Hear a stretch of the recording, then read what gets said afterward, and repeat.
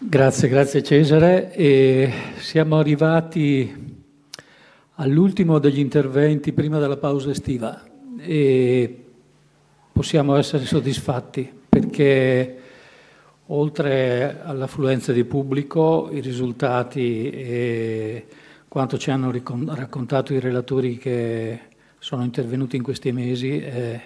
veramente rispondente al progetto Venezia. Questo progetto, se voi volete approfondirne le linee costitutive, lo potete leggere in una introduzione che è inserita nel sito del Circolo Veneto. È molto facile trovarla perché nel volantino che è stato distribuito ci sono dei codici qua giù in fondo e uno di questi, il primo, che si chiama Introduzione, se voi lo mettete a fuoco vi fa entrare direttamente nelle pagine del sito del Circolo e vi mette a disposizione il nostro progetto, che, lo dico per chi ancora non lo sapesse, è un progetto sì che intende raccontare la complessa e ricca e straordinaria storia di Venezia, ma la novità, e io credo che questo sia uno dei motivi di apprezzamento del pubblico che abbiamo avuto fino adesso, la novità, dicevo, è quella di mettere in relazione Mestre con Venezia e quindi di tentare una lettura, un racconto storico per immagini che diciamo, non è del tutto battuto, del tutto indagato e da questo punto di vista siamo particolarmente orgogliosi di questa impostazione. Io ho avuto parecchi riscontri da parte del pubblico che ha partecipato a queste iniziative e che appunto mi racconta che spesso viene qui per proprio capire meglio questi nessi che sono sempre esistiti storicamente tra Mestre e Venezia. In fondo, se noi pensiamo alle vicende di Altino, alla sua scomparsa progressiva e poi alla fondazione prima di Torcello e poi di Venezia,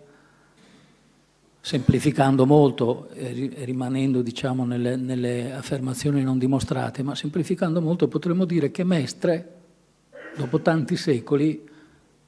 ha preso il posto di Altino. Dovremmo dare un titolo un po' erudito, potremmo parlare di Mestre altera Altino. E quindi il suo ruolo è un ruolo che ci porta a una considerazione, cioè perché Mestre, a differenza di Altino, nasce prima per la presenza di Treviso, che in Mestre ha sempre visto il suo sbocco naturale, anche per la direzione, il suo sbocco naturale in laguna e quindi con i commerci con Venezia e con l'Oriente. E poi dopo la conquista veneziana del 1337, Mestre diventa quella che nella introduzione al progetto Venezia abbiamo chiamato la porta da terra di Venezia. La porta da terra di Venezia. E dunque non può essere letta come un contesto territoriale la cui storia è separata da Venezia, perché Mestre è una parte integrante di Venezia.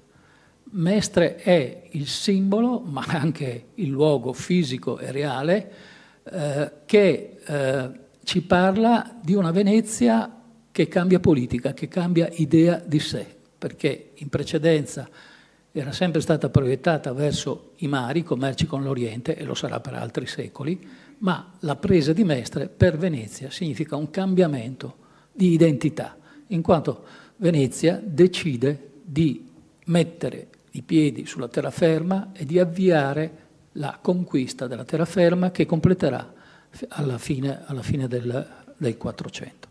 Ecco, queste sono alcune ragioni delle scelte che abbiamo fatto e la conferenza di stasera di Giorgio Fazzin è forse una delle più centrali in questa prospettiva. Io ricordo una conferenza di Giorgio, se non sbaglio dell'anno scorso mi pare, dell'aprile dell'anno scorso, dove lui è venuto in questa stessa sala e per l'Università del Tempo Libero, un'altra benemerita associazione per le sue iniziative culturali, tenne una conferenza sulle origini di Venezia, orientando le sue spiegazioni e cimentandosi con un problema che io personalmente, da studioso da storia dell'arte, da storico di Venezia, ho sempre trovato estremamente ostico, difficile e complesso, perché in quella conferenza, e spero che poi appunto dopo, anzi senza spero, sono sicuro che Giorgio ce ne riparlerà, riproponendo però aspetti nuovi, Giorgio ha spiegato le modificazioni che il territorio della Gronda lagunare,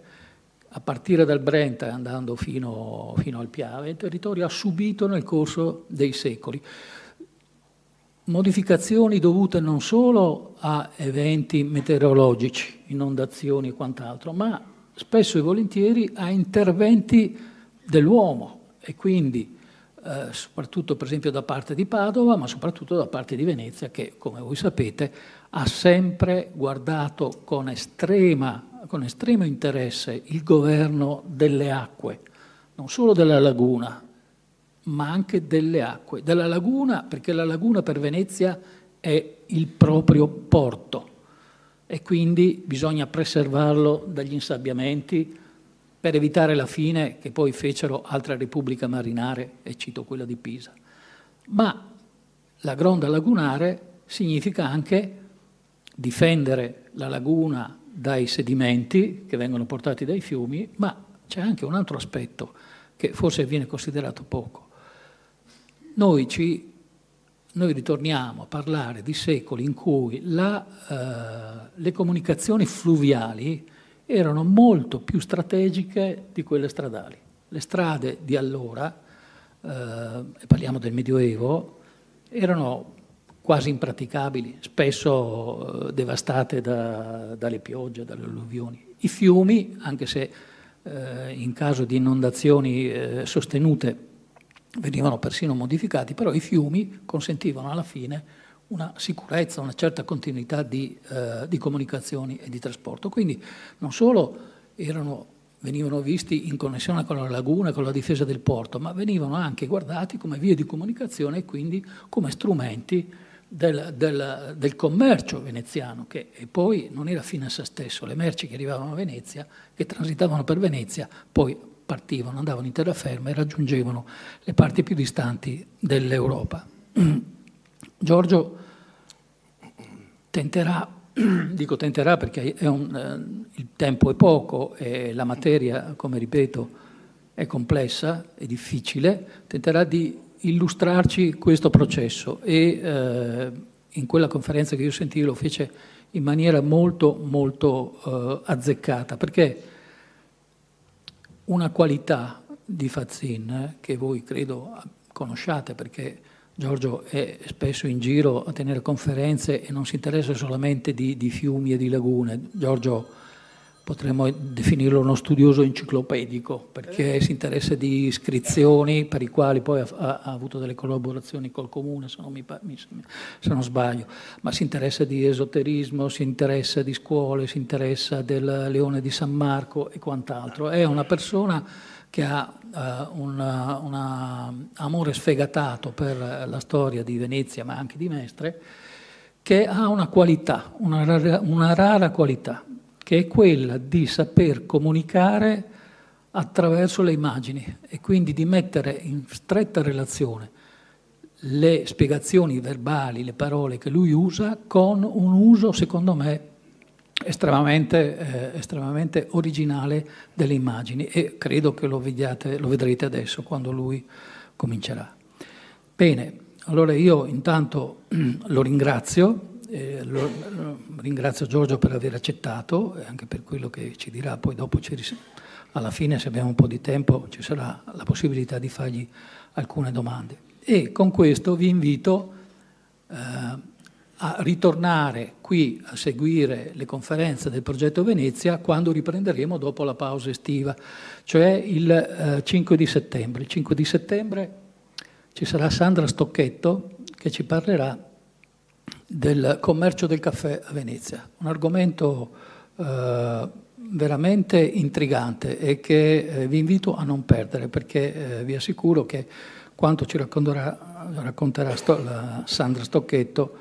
non sarà solo il frutto dei soliti discorsi, ma è frutto di una lunghissima ricerca che Sandra ha tenuto andando e frequentando gli archivi, e in particolare l'Archivio di Stato. Io con questo cedo la parola a Giorgio e vi auguro anche una buona vacanza estiva.